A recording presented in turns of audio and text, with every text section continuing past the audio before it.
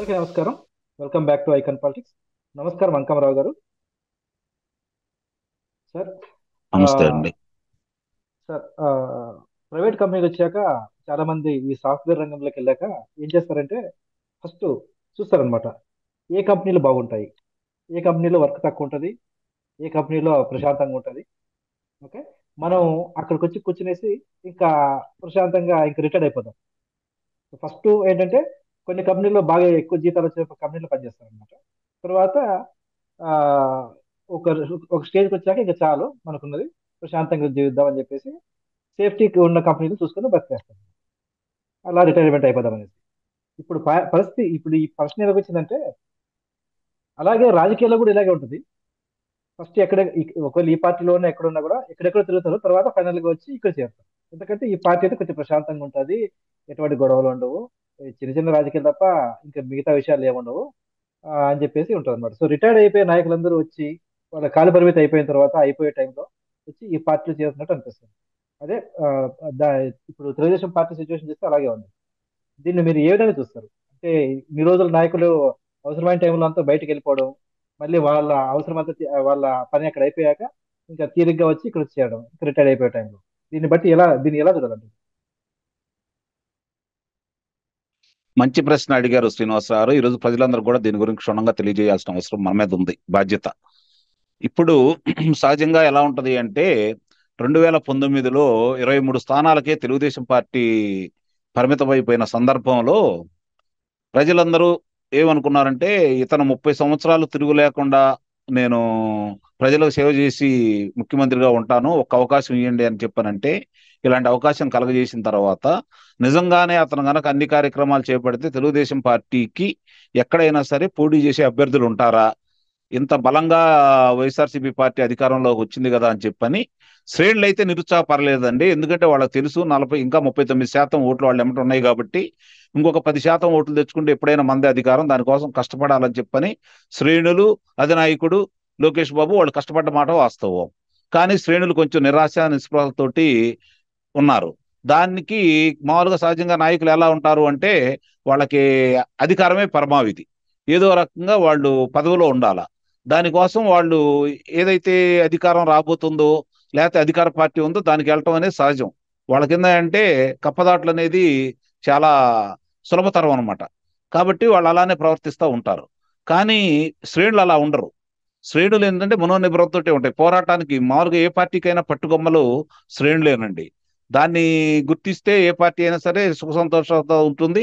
ఒకసారి కింద పడ్డా తిరిగి లేచి మళ్ళీ అధికారంలోకి వస్తుంది. ఇప్పుడు మీరన్నారు ఈ వచ్చే నాయకులందరి పరిస్థితి ఏంటి, ఎందుకు ఇక్కడికి వస్తున్నారు అంటే, ప్రజలు తీర్పు ఇవ్వడానికి సిద్ధంగా ఉన్నారండి. ఇది ఒకటి గుర్తుపెట్టుకోవాలి. ఇది ఊరకే సాధ్యం కాలేదు తెలుగుదేశం పార్టీకి. అసలు తెలుగుదేశం పార్టీకి పోటీ చేసే అభ్యర్థులు ఉంటారా అని చెప్పని ఆలోచించే సమయంలో తెలుగుదేశం పార్టీల కార్యకర్తల మీద, నాయకుల మీద దాడులు, అగాత్యాలు, హత్యలు జరుగుతున్న సందర్భంలో తొలిసారిగా బయటకు వచ్చేసి మామూలుగా ఏదో ఒక సాట్ కూర్చొని మాట్లాడుకునేదే కాకుండా తొలిసారిగా బయటకు వచ్చేసి వాళ్ళకి అండగా ఉంటూ వీధి పోరాటం మొదలుపెట్టింది లోకేష్ బాబు అండి. ఇక్కడ ఒకటి గుర్తుపెట్టుకోవాలి ప్రజలు కూడా. మొట్టమొదట ఎవరు దీనికి పోరాటానికి నాంది పలికారు? నాయకుల్లో ఎవరు కార్యకర్తల్లోకి మనోనిబ్బరాన్ని నింపారు?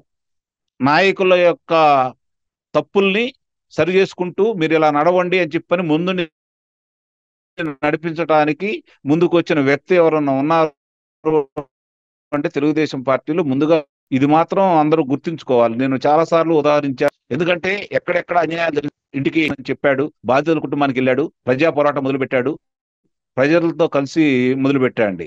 అప్పటిదాకా ఏంటంటే లోకేష్ బాబు మీద ఒక రకమైనటువంటి దుష్ప్రచారం చేసి విజయం సాధించిన దాంట్లో మాత్రం నిస్సందేహంగా వైఎస్ఆర్సీపీ పార్టీ విజయం సాధించింది. ప్రజలతో పాటు నాయకులు కూడా, తెలుగుదేశం పార్టీ నాయకులు, ఒక రకంగా శ్రేణులు కూడా లోకేష్ బాబు గారి మీద ఆ వదంతులన్నీ నమ్మటం కూడా జరిగింది శ్రీనివాస్ గారు. కానీ లోకేష్ బాబు బయటకు వచ్చిన తర్వాత చిన్న చిన్నగా అవునా, నిజమా, లోకేష్ బాబు చెప్పేది వాస్తవమే కదా అనే అభిప్రాయంతో ప్రజలు, శ్రేణులు తెలుసుకున్న తర్వాత అతని వెంట వీళ్ళు కూడా, మేము కూడా అతను చెప్పేది నిజమే అనే అభిప్రాయంతో వీళ్ళు నడటం మొదలు పెట్టారండి. ఈ పరిస్థితుల్లో ప్రజల్లో ఊహించని విధంగా ఈ ముఖ్యమంత్రి గారు చేస్తున్నటువంటి అనాగరిక చర్యలు, రాష్ట్రాన్ని ఇబ్బంది పెడుతున్న తీరు, ప్రజలకు జరుగుతున్న అసౌకర్యం, కి దాని మీద వాళ్ళకి అసహనం మొదలైందనమాట ప్రజల్లో. మనం ఏదో అనుకున్నాం, ఏం చేశాడు, అరే అరే పోలవరం 72% పూర్తయింది, మనం కూడా మన కళ్ళతోటి కొన్ని వేల బస్సుల్లో వెళ్ళి కొన్ని లక్షల మందిని సందర్శించాం కదా, ఎలా నమ్మాము, పోలవరం 72% పూర్తయింది వాస్తవమే కదా. ఈ రోజు లోక్సభలోను రాజ్యసభలోను మరి కేంద్ర జనవరుల శాఖ మంత్రులు చాలా విస్పష్టంగా చెప్పారు. మరి ఇక్కడ వీళ్ళు ఇన్ని అబద్ధాలు ఆడారు కదా, మళ్ళీ తిరిగి అదే శాసనసభలో వాళ్ళే వివరంగా చెప్పారు కదా 72% పూర్తయిందని చెప్పని జనవరుల శాఖ మంత్రి గారు అనిల్ కుమార్ యాదవ్ గారు.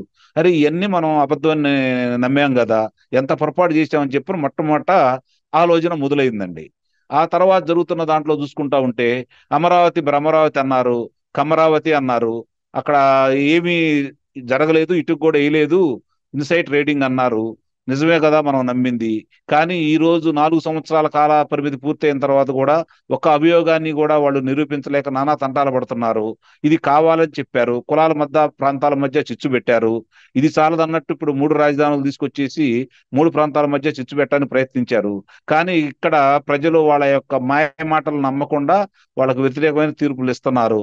ఇవన్నీ చూసుకున్న తర్వాత ఈ నాయకులకి ఏమో అనుకుంటున్నారంటే, మీరు అన్నట్టు విశ్రాంత ఉద్యోగులందరూ కూడా ప్రశాంతత కోరుకుంటారు, వాళ్ళ యొక్క భవిష్యత్తుకి భరోసా కోరుకుంటారు.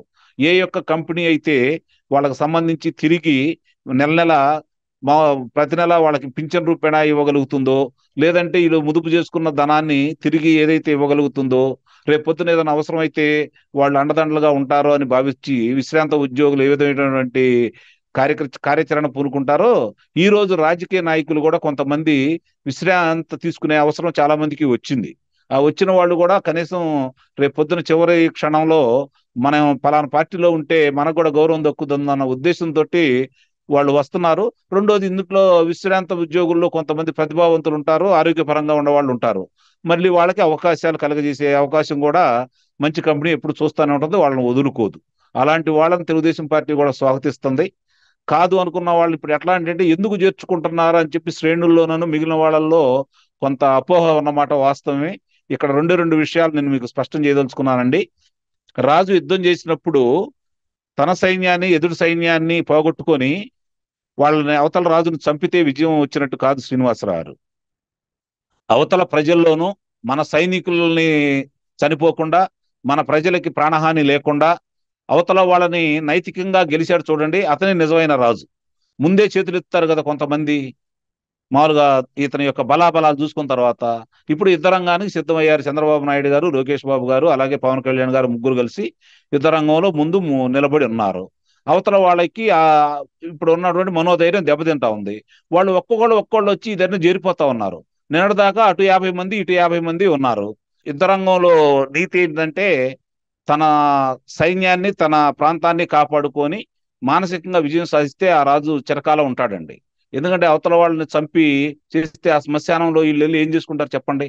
ఇప్పుడు ఇక్కడ జరుగుతుంది ఏంటంటే అవతల వాళ్ళ దగ్గర ఆయుధాలు ఉన్నాయి, నిన్నటిదాకా బలమైన ఆయుధాలు ఉన్నాయి. ఇప్పుడు అశేష పరాక్రమవంతులైనటువంటి భారతీయులు విదేశీయులకి మరి ముఖ్యంగా ఈ యొక్క ఆ మన భారతదేశాన్ని ఏలటానికి 13 సంవత్సరాలు, ఏ విధంగా అయితే 1300 సంవత్సరాలు 1100 సంవత్సరాలు అట్లా మన మీద దాడులు జరుగుతూనే ఉన్నాయి కదా. ఆ దాడుల్లో అవతల వాళ్ళు ఎందుకు విజయం సాధించారు శ్రీనివాస్ గారు? ఒకే ఒక కారణం ఏందంటే వీళ్ళు అనైక్యత. ఆ అనైక్యతను వాళ్ళు సొమ్ము చేసుకున్నారు. తర్వాత ఈ రోజు ఇంగ్లీష్ వారు ఏం చేశారు, వాళ్ళ దగ్గర ఉన్న మందుగుండు సామాగ్రితోటి మన మీద దాడులు చేసి వ్యాపార పరంగా వచ్చి మనలో అనైక్యతని వాళ్ళు సొమ్ము చేసుకొని వాళ్ళ దగ్గర ఉన్న మండుగుండు సామాగ్రితోటి ఒక రకమైన భయానక వాతావరణం సృష్టించి మరి ఇక్కడ మన భారతదేశాన్ని ఎన్ని సంవత్సరాలు వెళ్ళారో మనం చూస్తూనే ఉన్నాం. కాబట్టి ఇక్కడ చంద్రబాబు నాయుడు గారు కానీ వీళ్ళు కానీ గుర్తిస్తుంది ఏంటంటే ముందుగా అవతల వ్యక్తులను బలహీనపరచాలా. ఆ బలహీనపరచాలా అనే దాంట్లో వాళ్ళ ఆయుధాలన్నీ తీసుకుని వీళ్ళ పెరట్లు వేశారనుకోండి, అవతల వ్యక్తులు పోరాటానికి సిద్ధం కాదు కదా, రాజీకి వచ్చేస్తారు కదా వాళ్ళు. వాళ్ళు ముందు లేదంటే పారిపోతారు కదా. ఇప్పుడు చంద్రబాబు నాయుడు గారు చేస్తున్న పని కూడా అదే. అంతే తప్ప వచ్చిన వాళ్ళందరికీ పదవులు ఇస్తారని కానీ వాళ్ళందరినీ నెత్తి మీద పెట్టుకుంటారని కానీ భావించొద్దు. అవతల వాళ్ళు కూడా మీరు అన్నట్టు విశ్రాంతి సమయంలో వాళ్ళకి ఒక సురక్షితమైన ప్రదేశం కావాలా, ప్రశాంతమైన వాతావరణం కావాలి. కాబట్టి ఇవన్నీ దృష్టిలో పెట్టుకుని వాళ్ళు ఇక్కడైతే ప్రశాంతంగా ఉంటాము, మనకు ఎలాంటి ఇబ్బంది ఉండదని చెప్పి భావించి ఈ పార్టీలో చేరుతున్నారు. కాబట్టి స్వాగతించాలని చెప్పని నేను భావిస్తున్నాను. మరి వీళ్ళు కూడా ఇబ్బందికరమైన వ్యక్తులను ఎటు తీసుకోవట్లేదు కాబట్టి దాన్ని కూడా దృష్టిలో పెట్టుకోవాలని కూడా నేను భావిస్తా ఉన్నాను. ధన్యవాదాలు సార్. మీరు చెప్పింది కూడా కరెక్టే. ఆ, ముందుగా నైతిక విజయం సాధించాలి, ఆ తర్వాతే పూర్తి అసలు పోరులో పూర్తి విజయం సాధించాలి. చూద్దాం సార్. యుద్ధరంగం తప్పదన్నప్పుడు యుద్ధం చేయాల్సి వస్తుందండి, అది ఎటు జరిగిద్ది. కానీ అలవోరక విజయం అన్నప్పుడు సైన్యం కూడా ఇంకా ఇముడించిన ఉత్సాహంతో ముందుకెళ్తారు కదా. అవును సార్. అది అందుకోసమని సైన్యానికి బలాన్ని చేకూరుస్తున్నాడు అని చెప్పి నేను భావిస్తున్నాను. Correct sir. చూద్దాం సార్, మీరు చెప్పినవన్నీ నిజం అవుతాయి లేదో ఇంకా 3-4 నెలలు తెలిసిపోతుంది. చూద్దాం సార్. ధన్యవాదాలు సార్. ధన్యవాదాలు.